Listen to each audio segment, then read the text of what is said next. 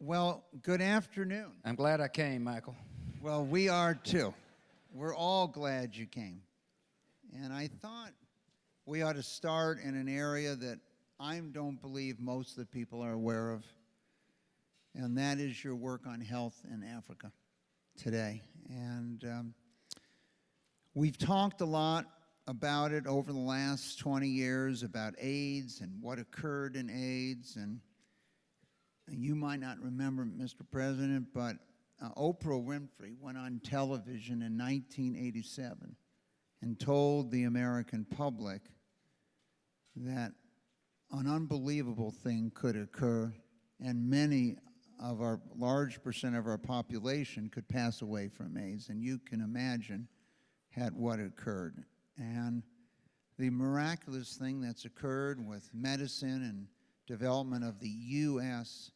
medical system, I'd like to show you a short video from yesterday here at the Global Conference and President Kim from the World Bank. If we could run that video, I'd like to show the President.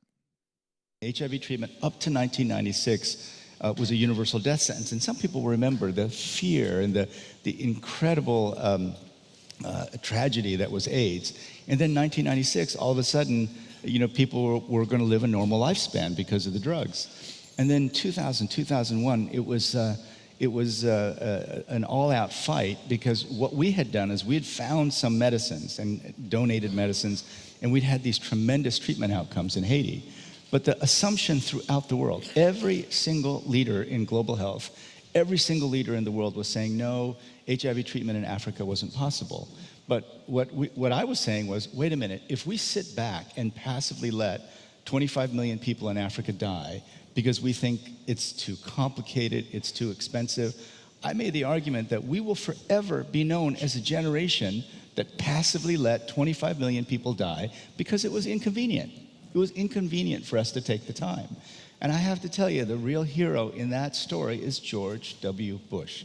George W. Bush made a decision to treat people with HIV in Africa that was both unexpected and absolutely revolutionary. And he is still remembered and deeply admired throughout Africa, because what he did really changed the course of human history, especially for Africa.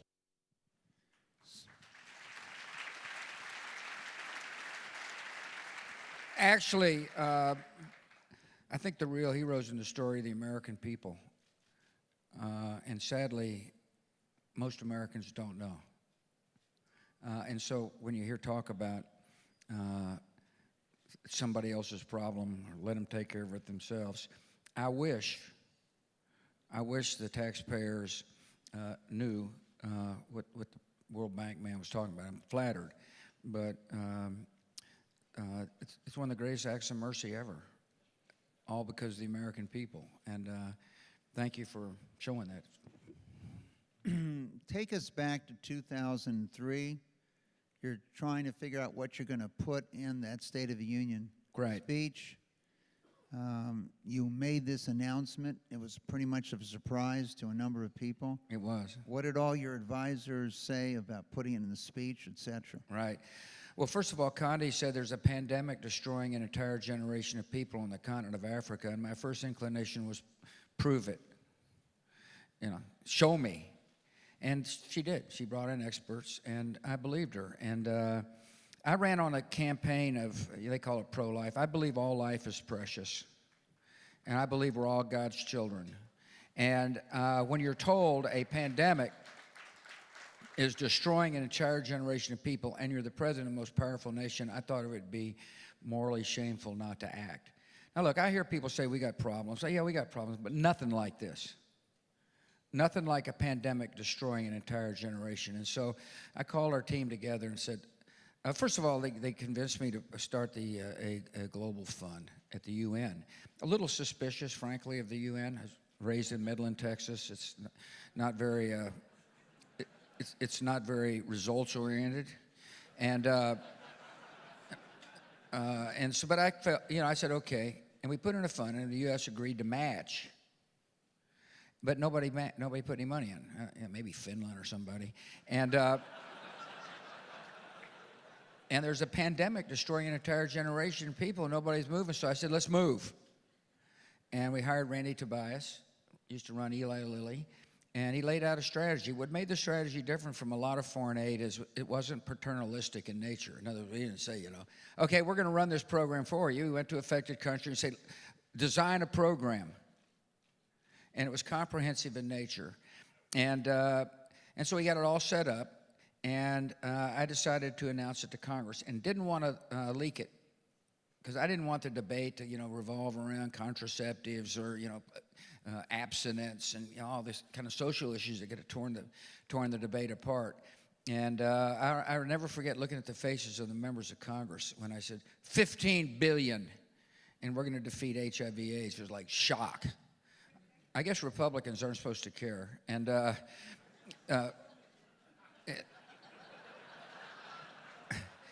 but anyway, it was a smart move on our team's part to, hold back and then move hard. And we had good allies, Bill Frist, John Kerry, people in the House, and we got it done quickly.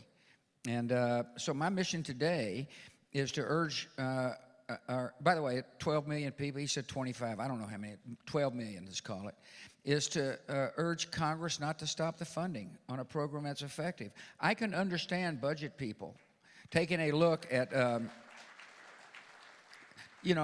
do programs work? Well, this one worked. It's our national interest. And by the way, it's in our national security interest. So I'll tell you a story. One of the reasons it's successful is because we included faith-based groups in the delivery of help. My whole view is if somebody is raised to love a neighbor, that's the kind of person you'd like loving a neighbor. And Catholic Charities was very effective on the ground. Probably not as effective as the Millikan Institute, I agree, but nevertheless, and this was a program where some orphans, keep in mind, there were thousands of orphans left behind, and part of the PEPFAR program was to help these orphans. And they were watching Laura and me watch, young girls being taught how to thwart the advances of predatory men, old men, that nobody had helped them understand what was about to happen to them as they came of age. And I don't know why I did what I did. I walked by the group of orphans and said, God is good. And without hesitating all the time. And it was a shocking experience because you'd expect orphans, teenagers, some white guy comes by and says, God is good. They said, you got to be kidding me. You say there's a God? How can you say that? And I said, God is good all the time. So when I got back to the States, I called my senior staff together and said, I want to tell you what I heard. And here's the lesson for Americans who live in the most blessed nation ever, full of comforts, that if we ever hear anybody say God is good, we ought to be saying all the time.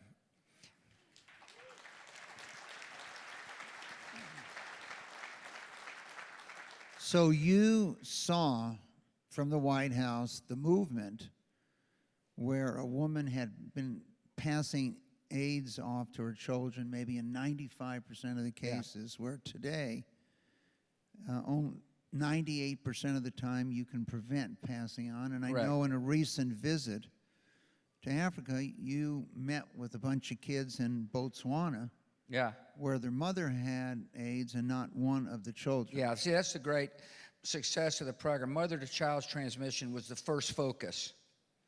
And because you can imagine the despondency with moms having a baby that are born with AIDS.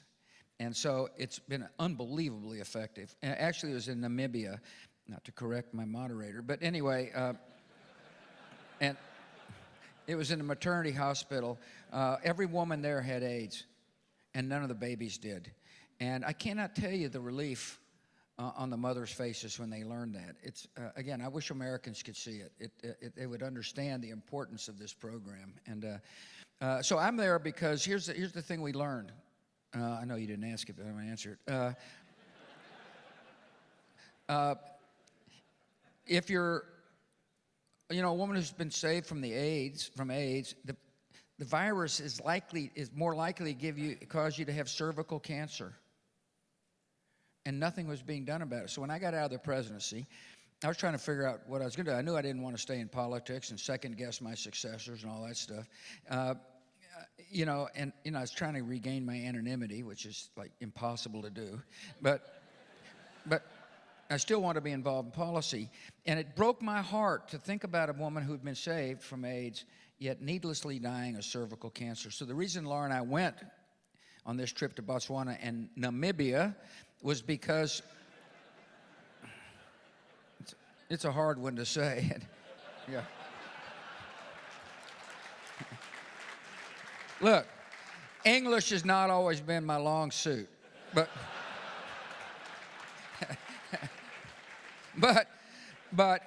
it was because we've started what we call Pink Ribbon, Red Ribbon, which is a campaign to help save lives from cervical cancer, and it's not that hard. And so for those of you wondering whether or not the Bush Institute, bushinstitute.org, by the way, is doing good work, check out what we're doing. We need Ken Hirsch, who's a friend of Mike's, is now running our organization. He's been orbiting around here. And anyway, we're doing good stuff, and it's important. It's important for the country. So let me ask you, Mr. President, one of the things, and I had discussed this with Andy von Eschenbach when he came into office. Good friend of mine. And I told Andy, why doesn't the U.S. foreign policy start with our medical research, our medical care, our medical instrumentation that most of the world is using today? And so whether it's AIDS or whether it's cervical cancer, and if I'm correct, I know now that 97% of the women in Rwanda have had the vaccine for cervical HPV cancer. vaccine. Why didn't the U.S., and I was unsuccessful, even though I must have told Andy 100 times that your foreign policy, we might be seen differently if people fully understood the medicines they were taking that kept them alive, extended their lives, the therapies that were developed here came from the U.S. Well, I think a lot of people do. I think if you were to go to Africa and, say I'm an American, they'd say, thank you for helping us live because of AIDS. That's the remarkable, it's good diplomacy. Do we need to be liked? Likes are not a good word. I think it's important for the country to be respected. But the reason to do this is not to get people to like you. The reason to do it is because it represents our soul and what we stand for as a nation. That human dignity around the globe is important to us. And I can't think of a better way to express that message than using our resources to help people save lives. And by the way, once we got going, the Global Fund filled up. And you can take whatever lesson you want in there. I happen to believe that oftentimes these problems require strong U.S. leadership in order to get people to follow. Now, people from around the world who are here may object to that, except the difference is I actually saw it happen. So I thought I might just discuss some of the things we have in common because we didn't meet in the hospital when we were born. So we were born 2 days apart. One thing we don't have in common is hair. That's true. That is true.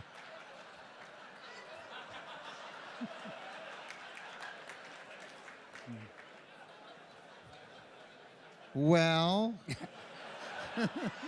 Yeah, where's the medical breakthrough? Anyway.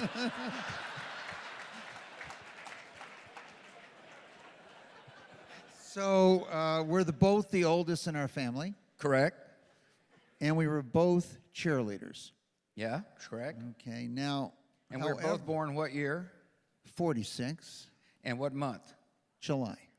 There you go. Okay, so. He was born on the 4th. I wish I'd have been born on the 4th, but I was born on the 6th. So I put up here a copy of you as a cheerleader. Now, I had a lot going for me because my head song leader was Sally Field and, at the time. It's the difference between being in Texas and California. Hanging out with the movie stars, And I Not exactly my base of support, by the way.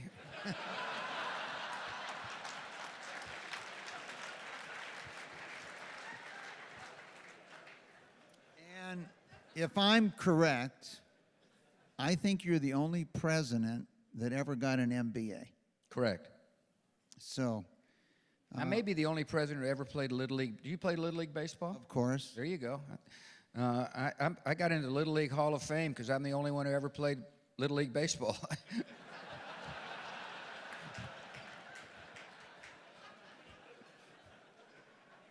So let's switch to another area. Painting, Yeah. okay? You know, one of the things when you look at paintings from many, many centuries ago, they didn't have photography. But it's so interesting when you think of art today. A photograph captures the outside of a person, but not necessarily the inside. Correct. A photograph, you know, captures what a person looks like, but not what a person stood for. And so whether it's expressionist art, modern art, etc., quite often a painting is a lot more powerful than a photograph. No question. Why did you take up painting? I was bored. So the transition from president to civilian life, you know, is interesting. You're going 100 miles an hour, then you're not. And I'm one of these people like you that likes to stay busy. I mean, you got to be moving. You got to be moving. I got to be moving. And but I'm confined in a post-presidential bubble. You know, my movements are somewhat restricted. I'm not complaining. I'm just telling you the way it is. And so, you know, I wrote these books, and I don't know if you're one of the people out here shocked when I wrote it that didn't think I could read. But anyway, much less write them. You didn't think that, did you? I read your books. Oh, well, thank you, Mike. All three of them. Thank you, sir. Appreciate you doing that. After all, I am on a pension. And so, so anyway, I was getting antsy. I mean, I was busy working on the Bush Center, trying to stay fit, playing some golf, not very well, but playing. And I was a big admirer of Winston Churchill, and by happenstance, a guy said, you ought to read the essay by Winston Churchill called Painting as a Pastime. And I did. And so 5 years ago, I said, if that old boy can paint, I can paint. And, like, you got to be pretty confident to run for president, and I guess I'm pretty confident. And so I hired an instructor and started painting, and it's changed my life. Now, look, what makes this even more remarkable is I was agnostic on the subject of art. I knew nothing about art, and really, it's like, you know, Thomas Moran. I said, wow, that guy can really paint. And Laura said, yeah, we had a Moran in the White House. I didn't even notice it. And so I've hired instructors. I've been studying art. I took the MoMA course online. You know, Lucian Freud is one of my favorite painters of people. And I paint a lot all the time. And so I've got this I painted the world leader. So a Dallas artist came to me, and an older guy, is a great painter, and he said something that's really interesting. So if you're a teacher, if you elevate someone's sight, it's a great gift to the student. And so this guy said, you ought to paint the world leaders with whom you serve. And I said, you think I can do that? He said, yeah, do it. And so I did. I painted the Dalai Lama, and I painted Blair, who was here today, and I painted Putin, and who's not going to like his painting. And I did, yeah, there he is.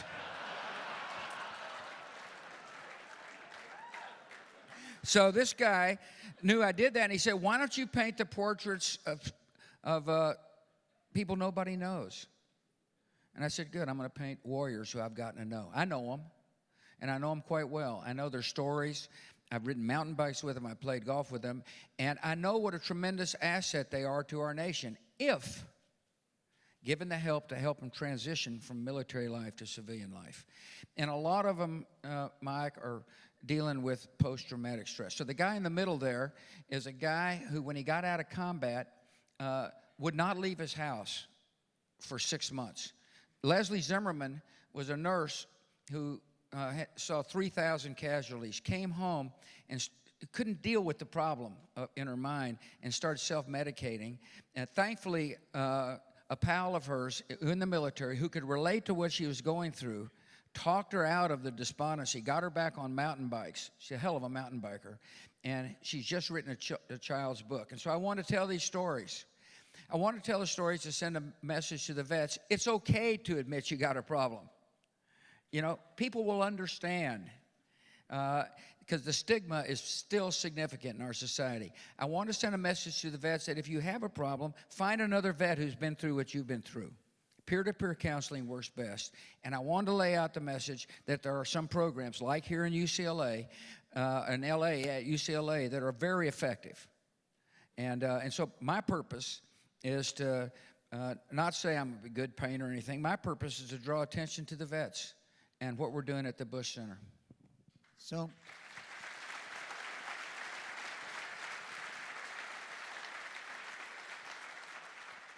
when you paint that portrait of the person that you know you've spent time with, what are you trying to show us of that person? Well, I'm thinking through the guy who was locked in his house for 6 months. I'm saying, wow, what's going through his mind? And so I was thinking of him and thinking about, I didn't interview him, and they weren't going to sit around and wait for me to paint their paintings, but I tried to project kind of the darkness he must have felt. There's one in there of Desmarais who wrote this letter that it talks about the horrors of war, and rather than try to sugarcoat it, we just published his letter, and then I painted him, and it's dark, really dark painting, a lot of darks under the eyes, and because he was suffering from night sweats, and I'm trying to figure out, what's that mean? And I saw Desmarais when I was selling the book, and I said, I want to show you your painting. I'm a little worried about it. And he said, it's exactly the way I felt. And I said, awesome. I said, I'm sorry I didn't get to paint you again because I'd have painted a much happier face. And so it's look, I've never been through what they've been through, but as I say, I got to know enough of them that I'm able to feel very empathetic. And I painted with a lot of pride. I mean, our nation is unbelievably, look, we're baby boomers. We were Vietnam era. We're an era where people were drafted. We get attacked. I said we're going to defend the country, and millions volunteered. Now think about that. In the face of dangers, millions volunteered. Not one of these vets wants your pity. And they don't want to be called heroes. They just want to be helped. And so for those of you who employ them, thank you for doing it. And keep employing them. They're great hands.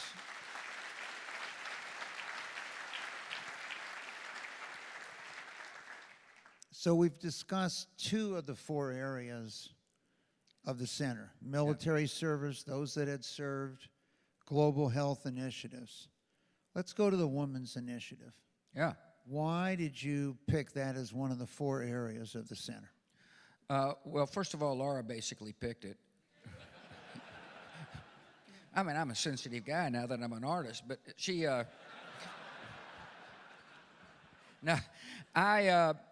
so I'm a big believer that after we got attacked, I laid out a strategy. People kind of agreed with it, some didn't, of how to protect our country. So if you're the president and you're the CEO, the chief executive, your job is to lay out a vision so that the administration understands why tactics will follow.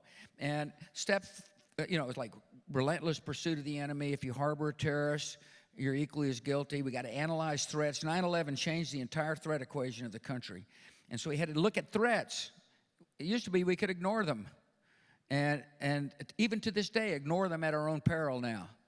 And finally, spread freedom. So this is an ideological conflict. And we've seen these before throughout our history. If you study history, freedom always wins if given a chance. And freedom yields peace. And so I believe women will lead the freedom movement in the Middle East. Now, this is very controversial.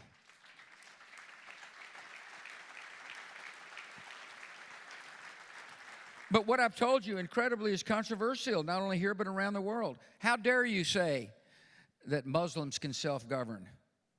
And my answer is, that's what we said about Condi Rice's relatives for too long in this country. See, I believe freedom is universal. I believe deep in everybody's soul is the desire to be free. And in order to marginalize the hatred of the murderers, people have got to be given a better alternative, and it's hard, really hard. And so we're doing our part at the Bush Center. So we bring Egyptian women to our country, and there's American mentors, women who are in the same field they are. And one thing we're helping them do is build a women's network. Same in Tunisia. Like, there's no junior league of Cairo. And so my only point is there's not a place for women to network. And so we're helping create networks. And and the reason why, and show them how civil society functions. We're not saying you got to look like America, act like America, but here are some interesting things that we do in our society to help stabilize our country. Women's shelters, they go to Silicon Valley, they go to Wall Street. I don't know what good that does, but anyway, they do. And they go to Washington. And so that's why we got started. Laura also has got the First Ladies Initiative, because on the continent of Africa in particular, First Ladies can have a very important effect. And so the First Lady of Namibia is a fantastic woman. And these ladies need to step out and show leadership. It also helps their husbands politically that he cares about women. And so that's what the initiative is all about. You know, it's interesting when you say that. We have a program at the Milk and Family Foundation, which my brother Lowell runs, and we gave one of the teachers we surprised was in Detroit. And we went there to give her this award as a surprise. And she was known as the person that had reduced teen pregnancy more than anyone else in the country. And after she was surprised and all the television cameras were interviewing her, they asked her how did she do it. And she said she found the world's greatest contraceptive. So now they're all huddled around and they all wanted to know, what is the world's greatest contraceptive? And the answer was hope. That they had a future, they had an opportunity. And in many ways, what you're telling them is they have a future and have Absolutely. an opportunity. Yeah, absolutely. And it's hard. Don't get me wrong. It's not easy. And it's not going to be easy if the United States turns its back on these young democracy movements. And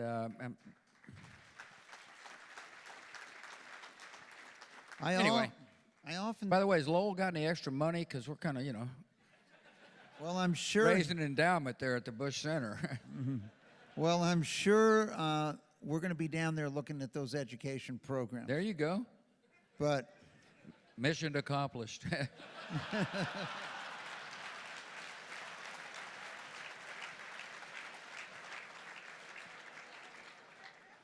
I do think we don't often recognize how short it's been in this country in our emancipation Absolutely. for women. Absolutely. In the 1960s, I had worked as a consultant for what's now Deloitte Touche for a few weeks. And then I came back for 3 or 4 months, and I mentioned to the person that was running the firm that I met this unbelievably talented woman who had computerized the tax code. She helped build computer science, and why was she a manager, not a partner? This is 1966, 67 in America, and he looked at me and told me, we don't have any women partners in this firm. And I went to work for a firm back east where no woman was in the building, not only not working, but not in the building for the first 120 years of the firm. So many of these things that have occurred have really occurred in the last 40 years in America. And so as we look at other countries, I think we need to recognize that we didn't have such a stellar record ourselves. That's right. I think that's really good perspective, Mike. So let's turn ourselves to the fourth area, education. Yeah. And let's talk a little bit about, is that on the list because of Laura? No. I mean, yes, no. So you have 3 out of 4? So I ran for politics to begin with. I was living the dream with the Texas Rangers. As Mike's, that's the other thing we got in common. We're huge baseball fans. And so I was unhappy with public education in Texas. And the reason why I was unhappy is because they were just shuffling kids through the system without asking whether they were learning or not. It's what I called the soft bigotry of low expectations. If you're a minority kid, you're not supposed to learn. Let's just move you through. You can't learn, move you through. And so I decided to run against Ann. I called Mother and said, Mother, I'm going to run against Ann Richards. She said, you're not going to win. Gee, Mom, thanks. Anyway, I won. And I won because I treated her with respect, but I won because I had policy that made sense, and a lot of it centered on education. I used to say, education is to a state what national defense is to the federal government. In other words, it needs to be a priority. And then I get out of office, and I don't see how you can solve education problems unless you measure. And it's like diagnosing an illness. And right after my presidency, No Child Left Behind became, like slur words all throughout the political spectrum. It's like some people say, there's no role for the federal government. And I say, really, then maybe we ought to stop funding. And so the minute we stop funding from the federal government, we won't ask for results. But so long as the federal government provides, particularly for disadvantaged students, shouldn't we know whether or not kids are achieving certain objectives, standards, high standards? And teachers' unions oftentimes say it's unfair to the teachers to measure. And my answer is, really, how about the children? Should we measure? And so accountability is under assault. And so we're big accountability people. We put out a report card for the cities so that mayors can use objective analysis to determine how their schools are doing relative to schools in other cities. Now, I understand mayors don't run the schools, but more and more mayors are becoming involved with public education because they see a direct result between some of the problems they face and the quality of education. And plus, we're helping promote, one of the things we do overriding all these programs is promote leaders. So we're promoting women leaders from around the world, promoting leaders in Burma for young kids.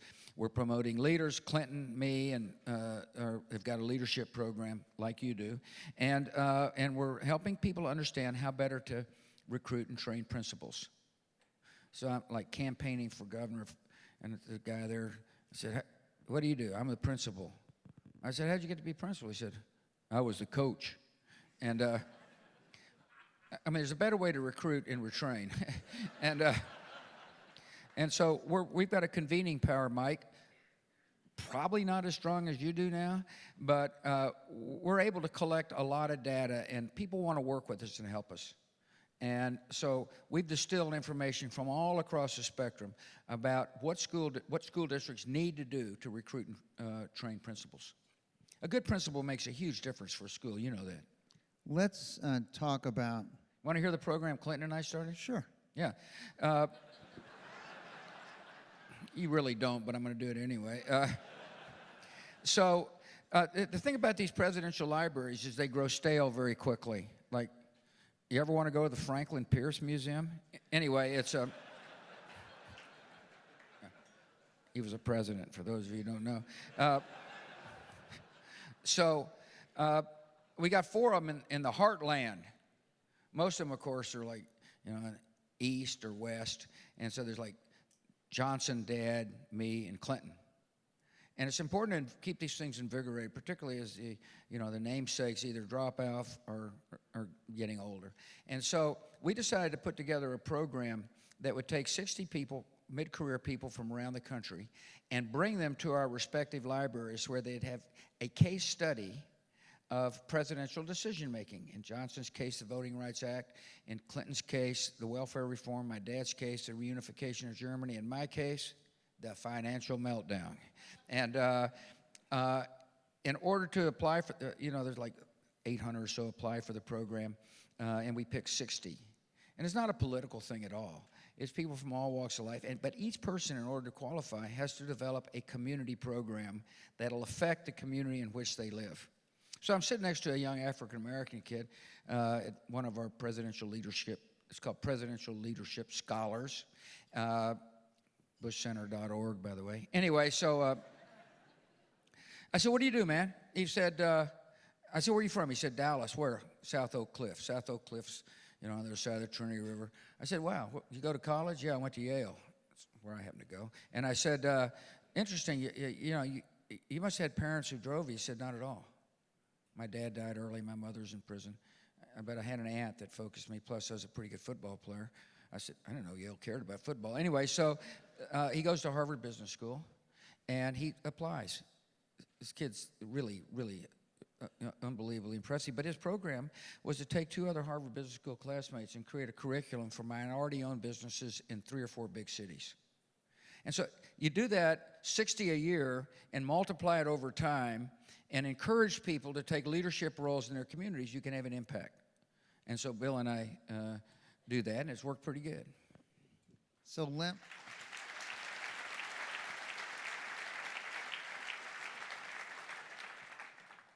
me talk about a painful time in your life for your family. 1 in 3 presidents has lost a child before their 5th birthday. 1 in 3. Wow, yeah. Well, I know one.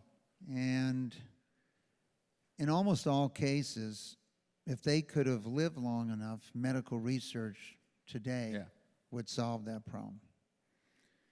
And I know, I think you were 7. Right. When you lost your sister, Robin, Correct. to leukemia.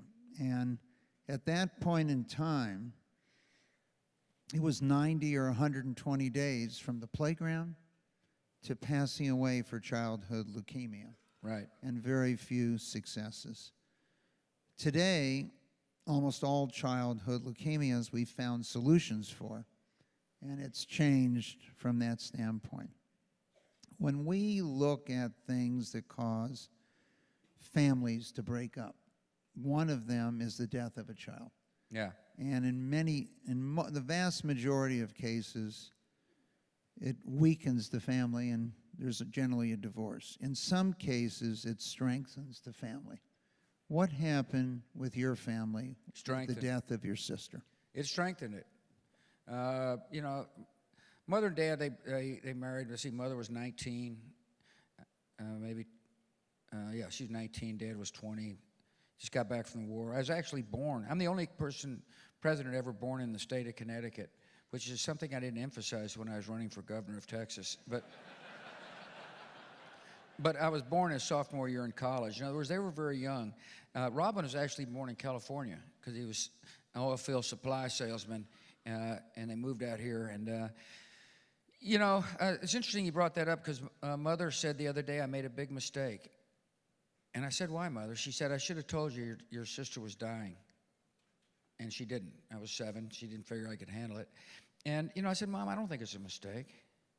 So in other words, I really wasn't old enough to know the trauma that they went through.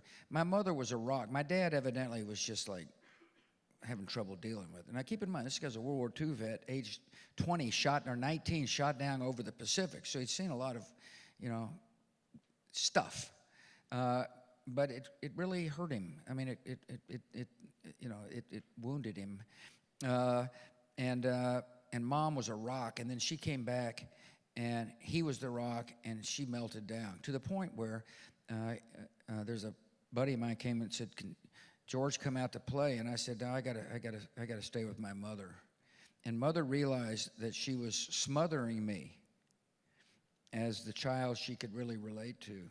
I guess that's why I'm more like her than my dad. But anyway, so it strengthened their marriage. I can understand how it could tear apart a marriage, but it made theirs very strong. And Mother and Dad did something that you would applaud, Mike, and that is they sent her up to New York to Sloan Kettering in the hopes that another family wouldn't have to go through. And I want to thank you for all you've done on this. It's made a significant difference. It shows, look, I'm not a pander, but it shows how a dedicated person or dedicated people can solve big problems. And there's no bigger problem for a family than losing a child. And so anyway, it was, it was really hard on them. And, it really wasn't hard on me. I mean, I remember carrying out a record player from Sam Houston Elementary School in Midland, and Mother and Dad pulled up in a green, kind of one of these round Oldsmobiles, and I was tasked to carry the record player with another guy to the record player storage place. And I saw the car pulled up, and I put it down, and I rushed over there, and I thought I saw my little sister in the background, and Mother and Dad told me she died. And of course, you know, 7, like, it's really hard to comprehend that.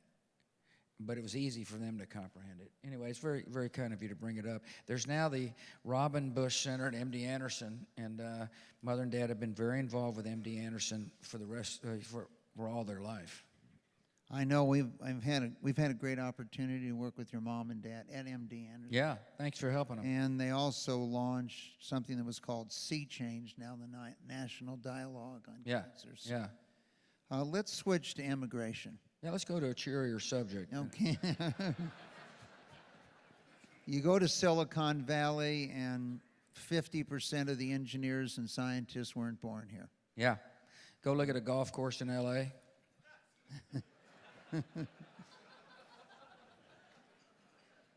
How did you view immigration? I know this was something you felt was very positive for the country. Yeah. And how do you see the trade-off today that we're dealing with? Well, first of all, I was raised in Texas. We were Mexico. And I understand the issue well. And so the culture didn't make me nervous. You know, it was, I've always felt Texas is a richer place because of the Latino influence. And I also know that when you're the governor of Texas, you work with the border governors. I know that people are coming into our country to put food on the table in a part of the world where they couldn't put food on the table. Secondly, I remember as a kid going down the valley, Rio Grande Valley. It's like third world on both sides of the border. You go down there today, it's like thriving middle class. And you got to ask why it happened. And it happened because of trade. But the middle class hasn't spread all the way throughout Mexico. And obviously, there's a lot of affected people in Central America. And people just got to understand there are jobs Americans won't do, but others are willing to do. So, like, go to Dallas in August and look at somebody putting tile on a roof of an apartment complex, you know. Not a lot of Americans are saying, let me get on the roof. But people who are hungry are coming to do it. And so, yeah, I understand the engineers, and we ought to have a demand-related system when it comes to, you know, high-skilled labor. I focus on the economic impact of sound immigration policy. Secondly, I understand it well. So the system is broken, and people are shoved in the bottoms of 18-wheelers. There's a whole exploitation industry called coyotes that take advantage of people. There's forgers who forge documents. And so small business owners, nursery people, peach growers, they don't have any clue who they're hiring, whether it's legal or not legal. Yet it's against the law in our country if you're a small business, any kind of business owner, to hire somebody who's undocumented. And my view is it's not in the American character to encourage a broken system. So I gave a speech from the Oval Office on it. I didn't give a lot of Oval Office speeches, but I gave one on this. And it was a proposal, a way forward. You know, not to be a blowhard, but I think it's ultimately going to be how we solve the problem. You know, I understand people wanting security, but come on down the Rio Grande River. And a couple of things that will affect your opinion of border fencing. One, it's really hard to build fence in certain parts of Texas. And two, ranchers don't want the federal government taking their land away from them. And so there's a smart way to enforce the border. Interestingly enough, you know, a lot of people talk about drugs being smuggled in, and there are, but most of the marijuana is muled across in remote regions. But fentanyl, for example, from maybe China, comes through ports of entry. In other words, these are legal places set up to stop illegal things, and it's not working. So it seems like to me, if you're really interested in interdicting drugs, you ought to make sure the ports of entry that we got now are better equipped to stop the flow of drugs. And so the politics is tough, though. So there's populism. And why is there people are upset, and people are upset for a lot of reasons. But a main reason, in my judgment, is the economy hadn't been growing robustly enough, and been some free money sloshing around that some people have benefited from. But the working guy out there, is wondering, how come my wages aren't going up? And the only way for there to be robust wage strength is for the private sector to grow. And it seems like to me the goal ought to be private sector growth. What is required? My judgment, less regulation, better tax policy, trade, and decent immigration policy. So the theme. Anyway, so people who are frustrated and angry, sometimes, it's easier to blame somebody else. And oftentimes an easy target throughout our history has been immigrants. And so I'll just remind you, in the late 20s, it was said we had too many Jews and Italians, and therefore the stated policy of the U.S. government was zero immigrants. And so this isn't the first time we've had these kind of populist spasms. And oh, by the way, about that same time, we had American First foreign policy, which is, let them figure it out themselves, and Smoot-Hawley, which was many economic historians, you're an economic historian, you may correct me, it caused the Great Depression. It was beggar thy neighbor trade policy. And so hopefully people, when they think about, through their anxiety, will really kind of take some lessons of history and think about the impact of what this can mean to the country. Mr. President, over the last 12 years, we really focused on the facts that you've put forth here in many ways, and that's why the theme of this conference is building meaningful lives. Yeah, there you go. And the fact that median net worth in the United States was among the 2 lowest of all countries, and that median income had not changed in 12 years that you've somewhat outlined here. And so these are the challenges in any democracy, as you've pointed out. So the question is, how do you fix it? And I know this sounds simplistic to some, but I think it's true. Grow the economy. Government's not going to raise wages. It doesn't work. They can try to. It's just increase unbelievable dislocations. So you got to figure out what's keeping private capital from moving in our country. And so figure that one out, Mike. So that's why we brought 4,500 people together to work on this problem. Good. It was when you spoke about your education policy many, many years ago, probably 6 now, I was in Indonesia, and the president of Indonesia told me that his Secretary of Education was also his Secretary of Defense from that standpoint. Interesting. Yeah. And that he could never have the military of the United States or China. But if he could educate his citizens, That's smart. he might not need that military. Let's talk about another challenge. I wish that were the case. Yeah. The world's a little more dangerous than that. Well, maybe that's the utopia that we'd like. Yeah, okay. They do have a military, though. Yeah, they do. They've also got some extremist movements that want to do their people harm. One of the big challenges in the country that we have focused on over the last 20 years has been the element of obesity that's occurred. And I don't think Thank everyone... God I lost weight before I came here. You go ahead and handle this one, will you?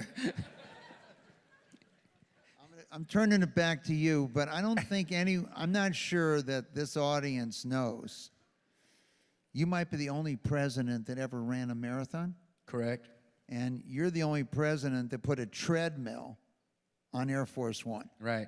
I'm also probably the only president who's got 2 artificial knees. Rush Hospital, Chicago, Illinois. What made you decide to put that treadmill on Air Force One? I need exercise. I'm just one of these guys that I got to burn off energy. I'm high energy dude, and I exercise daily, and it makes me feel better. It makes me feel better physically and mentally. Plus, I eat a lot of chocolate. And I didn't want to be one of these fat people you were talking about. And so, I still exercise. I stay pretty fit. I ride my mountain bike a lot. I don't run anymore, but Did anyone else use that treadmill besides you? no. Nor do they use the laboratory on the front cabin.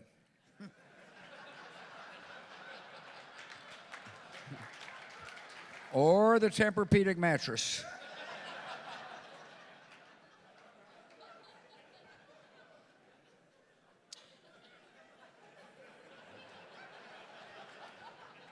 Is there anything else they weren't allowed to use? Good one. Yeah.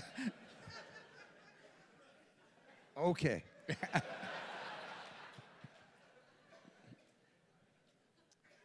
You read a lot of books, biographies on Lincoln. I did. The word was 14 of them. Yeah. And I kept, when I was taking a few arrows in the back, I kept this quote from Lincoln on my desk. And I carried it with me. And Read it, because my It eyesight's was- kind of going downhill. if I were to try to read, much less answer all the attacks made on me, this shop might as well be closed for any other business. If the end brings me out all right, what's said against me won't amount to anything. If the end brings me out wrong, 10 angels swearing I was right would make no difference. Abraham Lincoln. Yeah. Reading those biographies, Yeah. what chose you to read them? What drove you to read them? A lot of things. You know, a lot of people in life think that they've had it worse than anybody. People used to say after 9/11, you know, the trauma of 9/11 is dissipated. And so it's hard for some to remember what it was like. Oh, man, you got the worst president ever. You know, I can't believe you got the burden you got and all that stuff. I said, read about Lincoln. I mean, I tried to imagine what it was like to be the president during a civil war. I had to have been brutal on the guy. And so it helped me keep life in perspective. Secondly, Lincoln understood decision-making. It's important for a president to articulate a set of principles by which decisions will be made. I just talked about a strategy by which decisions will be made. Principles are important, and one of the principles I told you about was the universality of freedom. And Lincoln said, all men are created equal under God. Now, that sounds, you know, like everybody says that today, right? In 1864, it's pretty tough. Politically unpopular, and yet it was a principle he wouldn't change. And he acted on it. Secondly, he made one of the great presidential decisions. So the interesting thing about history is you never judge what would happen if you didn't make a decision. But I can predict that had he not decided to keep the Union intact, we wouldn't have ended up being the United States of America. I would predict to you that had he cut a political deal and let the South go its way and the North go its way, that there'd have been another problem, a sectional problem come up, and the West would have gone its way and the South and so would go this way, and we would have looked, you know, probably more like Europe than the United States. And so Lincoln's decision was a fabulous decision. So I wanted to learn more about his decision-making process. And finally, he taught me a lot about being a commander-in-chief. Lincoln oftentimes, first of all, had trouble getting his generals right.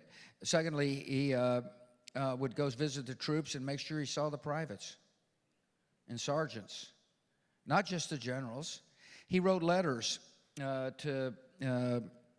he pardoned people who had written him letters about leaving the military early to go help a single mother till the field. He showed great compassion for the military families, which is essential for a commander-in-chief, to earn the trust of the troops. The troops have got to know the commander-in-chief will support them wholeheartedly, but as importantly, support their families. And so I learned a lot from Abraham Lincoln. He was the country's greatest, second greatest president, of course. George H.W. Bush was the greatest.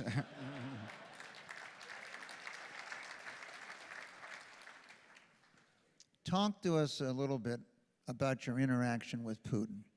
Yeah, so when I first met Putin, they were broke, And, the topic was really Soviet-era debt saddling the Russian Federation. In 2007, I remember in Sydney, Australia, Putin leaned back in his chair and said, "How are our mortgage-backed securities doing?" I said, got to be doing great, Vladimir. I didn't tell him to sell, for example. Anyway, so I introduced, here's the best way I can describe it. I think maybe some have heard this. I introduced Putin to Barney. Now, Barney was the Scottish Terrier. You know what they look like real tiny legs. And he kind of dissed him. Like, you could see his body kind of, that's a dog. And, but, I was representing the people, so not Barney in this instance, so I kind of kept it to myself. Anyway, a year later, Putin says, "You want to meet my dog?" This is at his dacha outside Moscow. "Yeah, I'd like to meet your dog." Outbounds a huge Russian hound and says, "Bigger, stronger, and faster than Barney."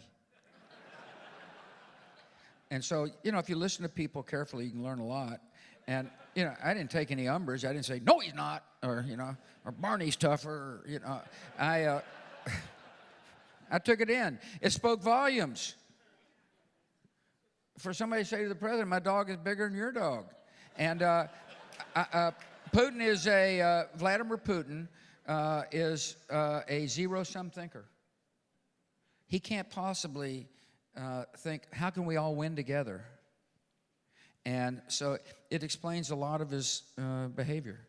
He believes the demise of the Soviet was a bad thing, and in many ways is trying to regain Soviet glory through economic hegemony, the use of energy, and or pushing the limits of NATO, the life expectancy of the male in Russia is like 56 or 58 years old. And they're not replacing their population. And so Russia's emptying out. Over 8 time zones, it's going from like 150 million to 120 million people.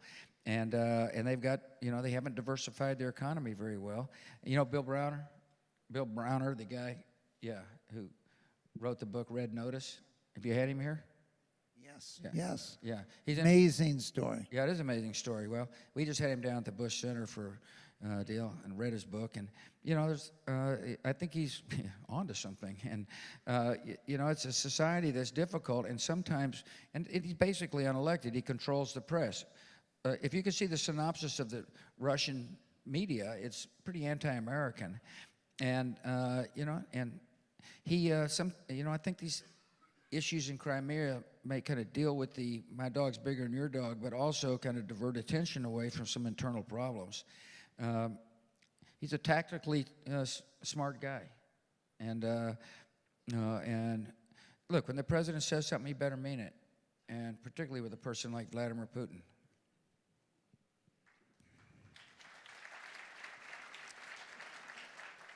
So I had the honor a few years ago to debate him on national television on whether Debate who?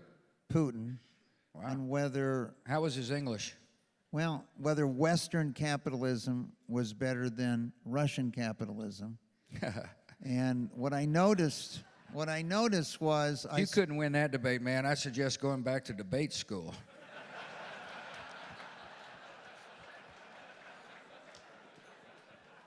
I noticed that I was at a slight disadvantage because I spoke in English and there was no subtitles. Yeah, exactly. Yeah. You lose. Yeah. It's like the time in China. I went to visit over there. I went a lot to China, and Jiang Zemin was the president. So we had this press conference, and the earnest U.S. reporter asked a question. First one, I answered it, and then he turns to Jiang Zemin and asks a pretty provocative question. And Jiang Zemin goes, "Press conference over." So I think we had an opportunity for people to get to know you. Not everyone gets to know you when you're President of the United States as a person. Well, thank you. And second, I wanted to introduce you to some of these ICF Milken Institute scholars from Africa that are here. Love to who meet him. someday might lead their country. So if you wouldn't mind standing Awesome. up here. Yeah, thank you very much.